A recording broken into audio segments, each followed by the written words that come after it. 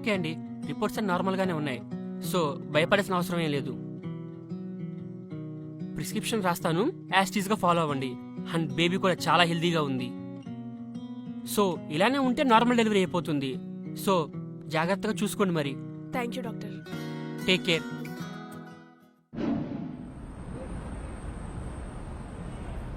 అంతా ఓకే కదా? టైంకి టాబ్లెట్స్ వేసుకో.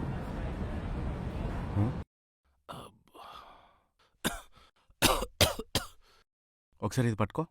హే ఎక్కడికి? ఏమైంది సార్? ఏమైంది అలా ఉన్నారు? అయ్యో ఫీవర్ కూడా ఉన్నట్టుందే. ఏం లేదు బాబు, మా ఆవిడకి రాత్రి ఆపరేషన్ జరిగింది. ఆ డబ్బులన్నీ ఆపరేషన్కి అయిపోయినాయి. అందుకే రాత్రి అంతా ఇక్కడే ఉన్నాను. దానివల్ల కొంచెం ఫీవర్గా ఉన్నట్టు అనిపిస్తుంది. ఏమైనా తిన్నారా? అంటే చెప్పాను కదా బాబు, ఉన్న డబ్బులన్నీ ఆపరేషన్కి అయిపోయినాయి. కానీ 2 రోజుల్లో డిశ్చార్జ్ చేస్తామన్నారు. అప్పుడు దాకా ఏదిలా. ఈ డబ్బులు తీసుకోండి.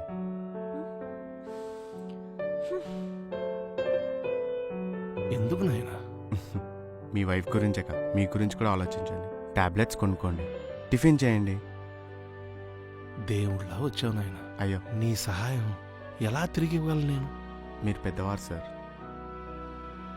మీరు సరే. దండం పెట్టకూడదు సార్.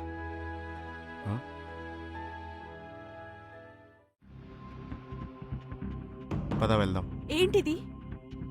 మీకు నిన్నే కదా చెప్పాను, మీకు ఇష్టం వచ్చినట్టుగా బిహేవ్ చేస్తున్నారు. రాత్రి పగలు కష్టపడేది ఇలా ముక్కుమొహం తెలియని వాళ్ళకి సాయం చేయడానికా?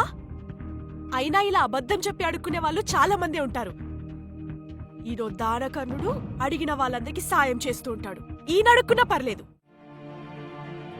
నువ్వు దేవుడు ఉండిలో డబ్బులు వేస్తావు కదా, దేవుడు మళ్ళీ రిటర్న్ ఇస్తాడనే కదా. మనుషులకు ఎందుకు ఇవ్వవు? ఓ వాళ్ళైతే మళ్ళీ రిటర్న్ ఇవ్వరానా? నువ్వు దేవుడికి ఎప్పుడైనా సాయం చేస్తావా? కానీ దేవుడు మాత్రం మనిషి రూపంలో సాయం చేస్తాడు. మనకి జంతువులకి సెక్స్, ఫీలింగ్స్, ఫ్యామిలీ ఇవన్నీ ఒకటే.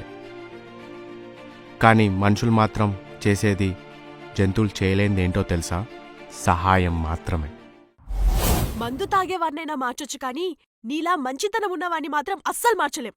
ఆటోకైనా డబ్బులున్నాయా? అవి కూడా దానం చేశావా?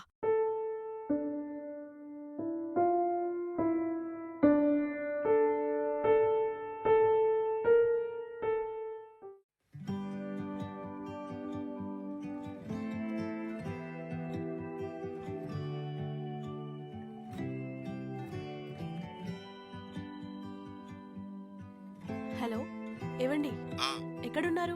ఆఫీస్లో. నేను టాబ్లెట్స్ తెచ్చుకోవడానికి హాస్పిటల్కి వెళ్తున్నా. నువ్వు ఆటోలో వెళ్ళు, నేను డైరెక్ట్ హాస్పిటల్ దగ్గరికి వచ్చేస్తాను. ఓకే సరే.